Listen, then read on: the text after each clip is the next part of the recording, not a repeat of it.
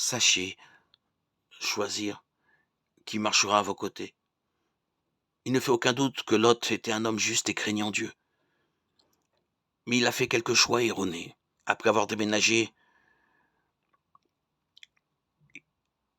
il a choisi de se marier avec une femme de ce peuple qui adorait des dieux païens plutôt que de suivre le Seigneur. Car en raison de cette influence au sein de sa propre maison, il n'a fait que s'éloigner de Dieu et a commencé à vivre dans un environnement où d'autres entités étaient adorées et recevaient des sacrifices.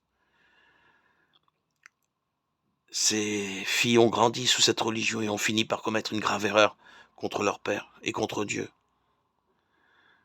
Il est important de comprendre que la Bible condamne l'union avec des personnes qui ne servent pas le même Dieu, avec qui nous ne pouvons pas faire alliance, car ces personnes sont corrompues par le péché. Comme l'enseigne l'apôtre Paul dans sa deuxième lettre aux Corinthiens. Alors, ensemble à ce qu'il a écrit, ne vous mettez pas avec les infidèles sous un joug étranger, car quel rapport y a-t-il entre la justice et l'iniquité? Ou qu'y a-t-il de commun entre la lumière et les ténèbres? Quel accord y a-t-il entre Christ et Bélial?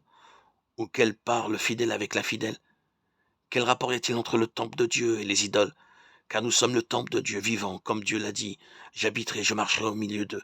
Je serai leur Dieu, ils seront mon peuple. C'est pourquoi sortez du milieu d'eux et séparez-vous, dit le Seigneur. Ne touchez pas ce qui est impur et je vous accueillerai.